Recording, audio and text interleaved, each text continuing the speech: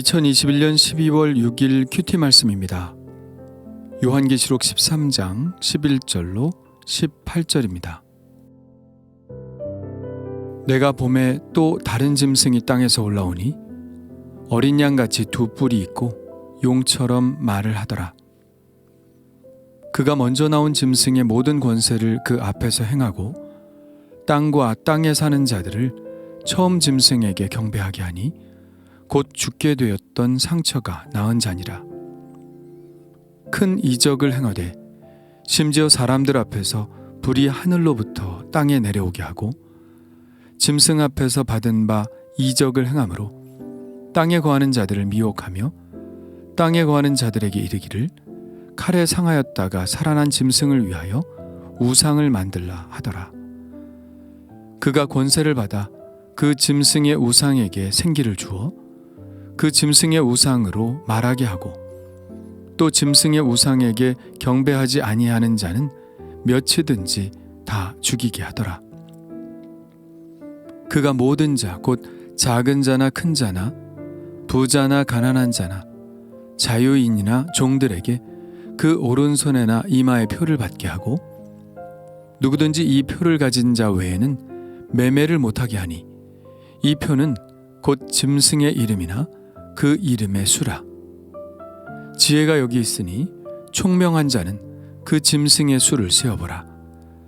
그것은 사람의 수니 그의 수는 666이니라. 아멘. 사탄, 즉 붉은 용 다음에 나온 싸움의 주체는 바다에서 나온 짐승입니다. 그리고 이어 또 다른 짐승이 등장하는데 이 짐승은 땅에서 올라왔습니다. 이 지구는 바다와 땅으로 이루어졌는데 한 짐승은 바다에서 올라왔고 또 한 짐승은 땅에서 올라온 것을 보면 이들의 악행은 전 지구적으로 이루어질 것이라는 사실을 말해주고 있는 것이죠. 요한이 묘사하고 있는 이 짐승의 모양은 어떨까요? 어린 양같이 두 뿔이 있습니다. 그리고 용처럼 말을 했죠. 이 짐승이 용처럼 말을 했다고 하는 것을 보면 그도 역시 사탄, 즉 붉은 용의 하수인이라는 것을 알 수 있습니다. 이 두 번째 짐승이 받은 권세는 첫 번째 짐승의 것과 다르지 않았습니다. 그가 행한 모든 권세를 이 짐승도 행했죠. 그리고 이 두 번째 짐승은 사람들로 하여금 첫 번째 짐승에게 경배하도록 강요했습니다. 그러고 보면 이 두 번째 짐승은 적그리스도인 첫 번째 짐승의 하수인으로 보여집니다. 첫 번째 짐승이 적그리스도라면 두 번째 짐승은 사람들을 적그리스도에게로 인도하는 거짓 선지자라고 보면 틀림이 없을 겁니다. 만일 적그리스도가 로마의 황제들이었다면 거짓 선지자들은 아마도 지방 행정관들이었겠죠. 실제적으로 사람들로 하여금 황제에게 경배하도록 부추기고 강요하며 압제를 한 사람들은 바로 이 지방 행정관들이었습니다. 이들은 로마의 황제들이 분명 죽었음에도 불구하고 살아있는 것처럼 보이게 하기 위해 온갖 사기수를 동원해서 황제 숭배를 가일층 발전시킨 사람들이었습니다. 성도들이 실제적으로 그 얼굴을 보며 직접적으로 압박을 느꼈던 바로 그 사람들이죠. 이 두 번째 짐승은 그의 주구인 붉은 용과 첫 번째 짐승과 마찬가지로 사람들 앞에서 큰 이적을 행했습니다. 심지어 불이 하늘에서부터 땅에 내려오게 했죠. 마치 이 거짓 선지자들은 엘리야를 연상시킵니다. 만일 진짜 이들이 불을 하늘로부터 땅에 내려오게 했다면 아마 우리도 미혹되었을 것입니다. 이건 진짜다. 참 선지자가 나타났다고 열광했을지 모르죠. 그런데 그는 이 큰 이적을 행했음에도 불구하고 거짓 선지자였습니다. 그러므로 우리는 알아야 합니다. 참과 거짓, 사탄과 하나님을 구분짓는 것은 이적이 아니라는 사실을요. 예수님은 하나님이시기 때문에 이적을 행하셨습니다. 그것은 너무나 당연하죠. 하나님이시니까요. 그러나 예수님은 사람들이 그 이적을 보고 예수님을 믿는 것을 좋아하지 않으셨죠. 예수님이 원하시는 것은 도마에게 하신 말씀처럼 보지 않고 믿는 믿음입니다. 그 사람이 거짓 선지자인지 아닌지를 아는 것은 그 사람이 행하는 이적이 아니라 그가 어느 편에 속해 있는가를 분별하는 것을 통해서 알 수 있는 것이죠. 사람들이 보기 원하는 이적으로 사람들의 마음을 산 이 거짓 선지자는 첫 번째 짐승, 곧 적그리스도의 우상을 만들게 했습니다. 그리고 더욱 놀라운 일을 일으키죠. 그가 받은 권세를 이용하여 그 짐승의 우상에게 생기를 주어 그 짐승의 우상으로 말하게 했습니다. 이 얼마나 놀라운 일입니까? 이런 이적을 행하는 거짓 선지자를 과연 거짓 선지자라고 부를 수 있을까요? 이것은 정말 굉장한 미혹입니다. 우리는 이런 미혹에 넘어가지 않을 자신이 있나요? 이것은 영적 분별의 문제입니다. 사탄은 자기를 광명한 천사로 가장하기도 하기 때문에 단순히 표면적인 이적을 베푼다는 것으로 분별을 해버릴 수는 없습니다. 기도해야 합니다. 하나님께 물어야 합니다. 하나님이 주시는 확증을 받아야 합니다.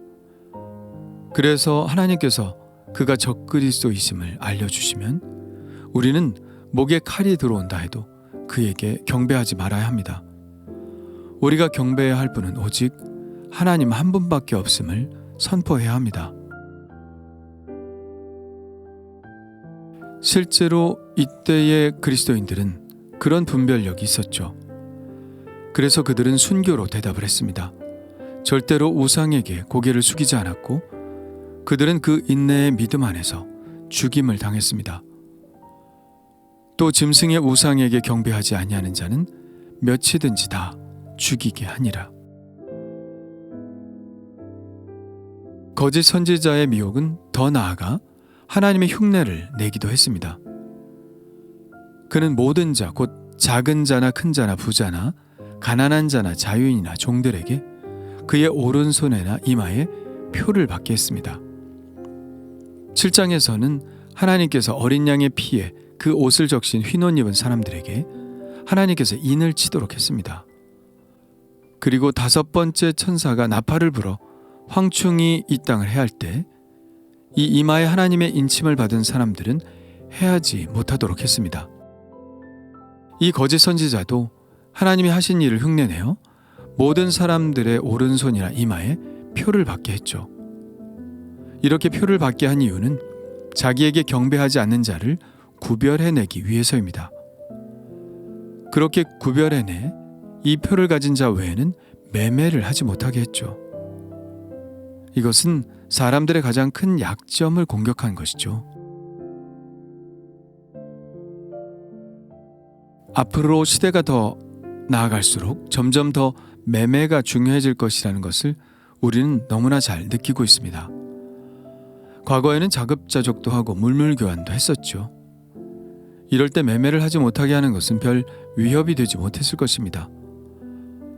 그러나 이제 인류는 모든 것들이 사고 파는 것에 의존합니다. 그래서 이것을 막게 되면 사람은 살 수가 없는 것이죠. 인류에 대한 최초의 마귀의 유혹이 교만에 관한 것이었다면 이제 마귀가 인류를 유혹한다면 그것은 바로 돈, 경제에 관한 것일 것입니다. 그런데 사실 이 교만과 돈은 같은 맥락에 있죠. 사람들이 돈을 가지려고 하는 이유가 일정 부분은 자신의 우위를 증명하기 위한 것이니까요. 이것이 교만이죠. 돈은 사람의 교만을 부추깁니다. 그래서 예수님은 돈과 하나님을 겸하여 섬길 수 없다고 말씀하신 것 아닐까요? 그래서 돈은 사람을 유혹할 수 있는 가장 좋은 수단이죠. 이것은 어쩌면 사람을 대놓고 박해하는 것보다 더 직접적인 위기감을 줄 수 있습니다. 과연 그리스도인들은 이런 시험을 견뎌내고 믿음을 지켜낼 수 있을까요? 오늘 말씀은 이 표에 대해서 우리가 분별할 것을 말씀하고 있습니다. 이 표는 곧 짐승의 이름이나 그 이름의 수라. 지혜가 여기 있으니 총명한 자는 그 짐승의 수를 세어보라. 그것은 사람의 수니 그의 수는 666이니라. 사람들이 요한계시록에서 가장 많은 관심을 가지는 구절이 바로 이것일 것입니다. 일단은 짐승의 표가 무엇인지, 그리고 666이라는 이 숫자가 의미하는 바가 무엇인지. 이렇듯 암시적이고 함축적으로 쓰인 구절들은 언제나 호기심을 자극하죠. 그리고 많은 추측들을 양산합니다. 어떤 사람들은 몸에 새기는 베리칩이라고도 하고, 요즘은 코로나 팬데믹 전국이라서 백신이나 백신 증명서가 이 짐승의 표라고 말하기도 합니다. 어떤 사람들은 그것을 확신하고, 어떤 사람들은 긴가민가하고, 어떤 사람들은 말도 안 되는 것이라고 부정하기도 합니다. 기독교 안에서도 다양한 스펙트럼이 존재하죠. 사람들이 그렇게 생각할 만도 합니다. 왜냐하면 실제로 백신 접종 증명서가 없으면 매장에 들어가지 못하는 경우가 있으니까요. 그러나 온라인으로는 다 살 수 있습니다. 이렇게 저렇게 하나님의 말씀을 가지고 현 시대의 상황을 적용해 보는 것은 좋은 시도라고 봅니다. 말씀에 깨어있기 위한 좋은 태도죠. 그러나 너무 민감하게 적용하는 것도 좋은 태도는 아닙니다. 그렇게 되면 자칫 그리스도인들이 이 세상의 사람들에게 이상한 부류의 사람들로 비춰질 수 있으니까요. 이것은 그들을 구원하는데 큰 걸림돌이 될 수 있죠. 그런데 우리가 알 것은 시험은 이렇게 애매하게 오지는 않을 것이라는 사실입니다. 주님은 이렇게 애매한 상황으로 우리의 믿음을 시험하지 않으시겠죠. 주님은 당신을 믿는 모든 사람들이 보다 확실한 상황에서 믿음을 결정할 수 있도록 하실 것입니다. 우리가 저는 그게 그런 것인 줄 몰랐어요 라고 변명할 수 있는 상황에서 그렇게 하시지는 않을 것이라는 것이죠. 요한계시록이 기록될 당시의 상황에서 보면 이 숫자는 분명 로마 제국을 뜻하는 것입니다. 이 표는 짐승의 이름이나 그 이름의 수라고 했습니다. 그리고 사람의 수라는 말씀도 하고 있죠. 이것은 사람의 이름을 숫자로 표현하는 이 당시 사람들의 관습을 전제한 것입니다. 헬라어와 히브리어 알파벳 모두 수의 크기를 뜻하고 있는데요. 어떤 사람의 이름을 말할 때 그 이름의 알파벳에 해당하는 수를 모두 합해서 그 사람을 지칭하는 습관이 있었습니다.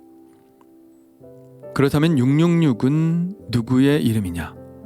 바로 네로 황제의 이름입니다. 네로 황제가 극악한 황제를 대표하기 때문에 666이라는 이름의 수는 황제 숭배를 말하는 것이었죠. 어떻게 그렇게 되느냐 잠깐 설명을 하자면 알파벳의 첫 번째 문자부터 10번째 문자까지는 1부터 10의 숫자가 매겨져 있습니다. 11번째 숫자부터 20, 30 이렇게 올라가고 100까지 이른 다음에는 200, 300 이렇게 올라갑니다. 실제로 오늘 말씀에 나오는 666이라는 숫자도 헬라어 원문에는 숫자로 기록된 것이 아닙니다. 600이라는 알파벳, 60이라는 알파벳, 그리고 6을 나타내는 알파벳으로 기록되어 있죠.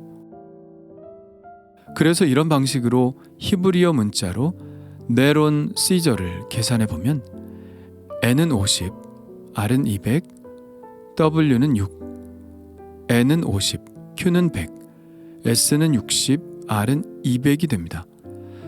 그래서 모두를 합하면 666이 되죠.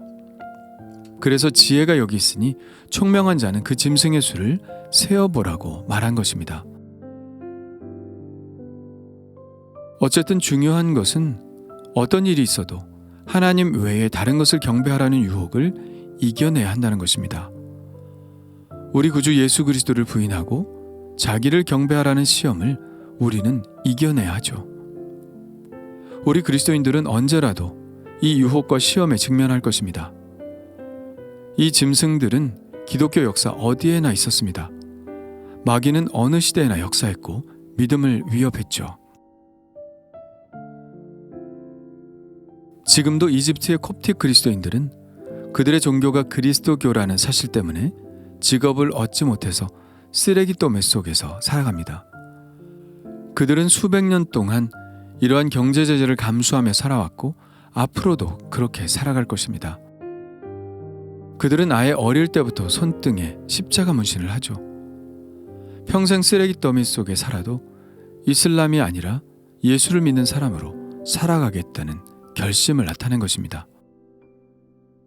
그럼에도 불구하고 그들의 모습을 보면 항상 기쁨에 차 있는 것을 봅니다. 그들의 예배는 항상 뜨겁고 감격에 찬 예배를 드리죠. 그들에게 있어서 이 요한계시록은 옛날 이야기가 아니라, 그리고 앞으로 일어날 일이 아니라 지금 겪고 있는 현실이고, 그들은 이 현실을 믿음으로 잘 이겨내고 있습니다. 만일 이러한 상황에 처해 있다면 어떻게 하시겠습니까? 짐승의 표를 받으시겠습니까? 아니면 근근히 살아가더라도 믿음을 지키며 살아가겠습니까? 주님 감사합니다.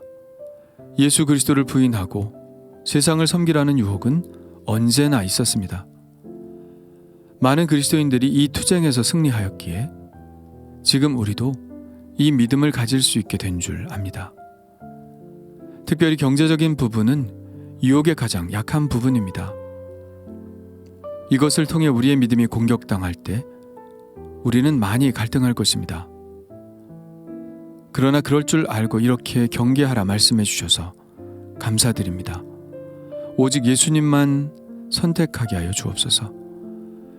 이 세상에서의 삶을 영위하고자 그리스도를 부인하고 영원한 하나님의 나라를 포기하는 일이 없도록 하여 주옵소서. 오늘도 구주 예수 그리스도를 시인하는 삶을 살기를 원하오니 성령으로 충만하게 채워 주시옵소서. 예수님의 이름으로 기도합니다. 아멘.